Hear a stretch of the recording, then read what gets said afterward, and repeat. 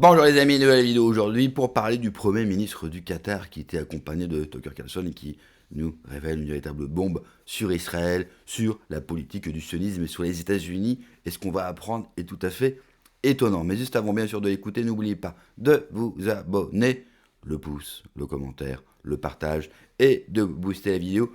Excusez-moi, aujourd'hui j'ai la voix un petit peu prise, donc si j'ai la voix un petit peu plus grave, et j'essaye de parler le mieux possible, excusez-moi d'avance, et je vous rappelle que demain soir, je reçois en invité exceptionnel Nicolas Bouvier à partir de 21h en live, car cette semaine, ça sera un petit peu chamboulé. Vous le savez, normalement, les lives sont le mardi et le jeudi à 21h. Cette semaine, ça sera un petit peu différent parce que Nicolas Bouvier a un agenda extrêmement pris, mais il nous a quand même fait le plaisir et le privilège d'être là mercredi. Donc le live sera mercredi 21h. Il y aura aussi un second live, mais cette fois-ci pas sur YouTube, sur Patreon, jeudi 21h. Donc je vous le répète, mercredi 21h, Nicolas Bouvier sur la chaîne, sur YouTube, et sur Patreon, 21h, jeudi soir. Allez, on écoute le Premier ministre, et on en parle juste après. This country is being denounced as a terror state, terror financing,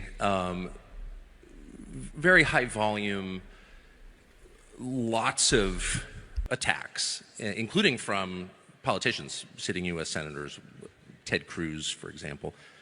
And the main criticism seems to revolve around Hamas, and the idea is that your country, and you specifically, are supporters of Hamas, you're terror financiers.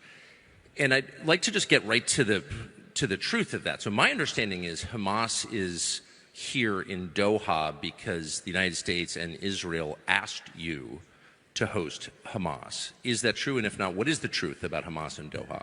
Well, thank you, Tucker. First of all, look,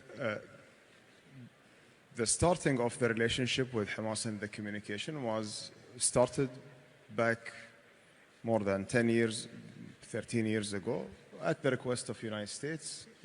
Even beyond that, like it was 19 years ago when they first participated in the election, and then when they moved their office back in 2012 here, it was used only for the communication and to facilitate like ceasefire, facilitating aids to Gaza. Now, unfortunately, Qatar has been attacked for having them here. But when you look, at what's happening within the region, this region, when you look at its conflict, it has the parties of the conflict. Sometimes they are state actors, sometimes they are non-state actors. If you have no one speaking to those non-state actors, how we are going to resolve or to reach to a solution at the end of the day? And now we have seen that this communication has led to ceasefires, has led to the release of the hostages, has led to alleviating the suffering of the people over there. And unfortunately, there are like politicians who are trying to use this to score like short-term political gains to fuel their narratives in order to using Qatar to blame another country for what's happening over there or for their wrong policies. All our aid and all our support and financing that went and what they claimed that it went to Hamas, went to Gaza, went to the people, and it was under very transparent process that the United States is fully aware about. Israel is the one who's facilitating, and it's not one government, it was across governments. Netanyahu, Bennett, we have dealt with all the agencies. Lapid was a prime minister at a certain point of time, Mossad, Shin Bet, the Ministry of Foreign Affairs. All of the, and the defense, all of them, they were involved in these aids and the delivery of those aids. So today, when they are claiming that this is the financing of Qatar to Hamas, it has no basis. It's just a way to spread disinformation about a country that doesn't do anything for them, but it's doing things that are against their policies. If you just go to Qatar records in its engagement with the United States for the last 20 years or 30 years, Qatar has never went to the United States and encouraging them to bomb this country or to support this group or to that group. We've been always in our dialogues with the United States about how we de-escalate the region, how we bring peace to the region. And this peace cannot happen without an engagement with everyone in the region. Déclaration totalement folle. C'est incroyable que le Premier ministre du Qatar se permet de telles déclarations. Mais pourquoi il se permet de dire cela. Parce que, comme souvent, l'allié des Américains, parce que le Qatar est l'allié d'Israël, est l'allié des Américains, est l'allié du sionisme. Et à chaque fois qu'ils ont un allié, eh bien, ils s'en servent comme bouc émissaire pour dire, regardez, et vous l'avez entendu, c'est la faute du Qatar. Le Qatar finance le terrorisme, le Qatar finance le Hamas. Alors qu'en réalité, depuis le départ, les États-Unis et Israël, tout fait pour faciliter, leur ont demandé de financer le Hamas, d'ouvrir des négociations, de faire en sorte que le Hamas prenne le pouvoir dans la bande de Gaza. Israël a fait en sorte de les surexciter, de leur donner des moyens financiers, qui leur a permis bien sûr d'acheter des armes, de pouvoir s'entraîner et de faire ce qu'ils ont fait par la suite. Parce que Israël, parce que les sionistes ont besoin d'un ennemi dans la région. Ils ont besoin de dire et de mettre dans la tête des gens Palestiniens égale terroristes, les Arabes égale des terroristes, pour mieux accomplir leur grand projet, vous savez, de la terre promise, parce que si vous n'êtes pas au courant, le monde entier leur a été promise. Tout ça, comme d'habitude, avec le soutien des États-Unis qui financent et aident Israël depuis le début. On connaît l'importance et la puissance du lobby d'une certaine communauté, bien sûr, israélienne aux États-Unis. Je vous le rappelle, sans le soutien financier et militaire des États-Unis, Israël ne pourrait pas tenir et Israël n'aurait jamais été la puissance qu'elle est aujourd'hui dans la région. Tout comme l'arme nucléaire qu'il possède, même s'ils ne l'ont jamais avoué publiquement, qui a été entre autres fournie par la 4ème République. En gros, ce que nous révèle cet extrait, c'est que les États-Unis, et on le sait ça aujourd'hui, et non seulement eux, Israël, vous avez les Anglais aussi, ont créé et ont financé le terrorisme international, comme le frérisme. Hein. Aujourd'hui, on parle beaucoup de l'influence des frérismes un petit peu partout dans le monde, et notamment en France. Ça a été créé et financé par les États-Unis, en Égypte. Car il faut savoir, et ça c'est un pan de l'histoire qu'on a oublié. Il y a des années, les pays arabes, ils avaient compris qu'à un moment donné, il fallait se développer. Ils ne sont pas plus cons que les autres. Et on a vu naître dans ces pays ce qu'on appelle le nationalisme arabe, qui est propre, bien sûr, à leur région. Oui, mais les États-Unis, ils ont besoin d'une chose qui est vitale, et notamment pour la paix civile aux États-Unis, c'est le pétrole. Il y a une chose aussi qu'on oublie, c'est que le pétrole, donc faire son plein, hein, vous savez, en France, nous, par exemple, quand l'essence avait trop monté il y a quelques années, on a eu les gilets jaunes. Sauf que aux États-Unis, c'est tout le contraire. Là-bas, pendant très longtemps, le pétrole était quasiment gratuit. Il faut savoir qu'aujourd'hui, le gallon, parce que là-bas c'est en gallon, c'est 50 centimes. Au plus haut, c'est 70 centimes.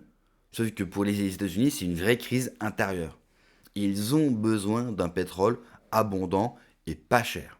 Alors, ils ne pouvaient pas admettre, ils ne pouvaient pas avoir des pays arabes qui vont se nationaliser. Parce que qui dit projet national, veut dire en même temps souveraineté.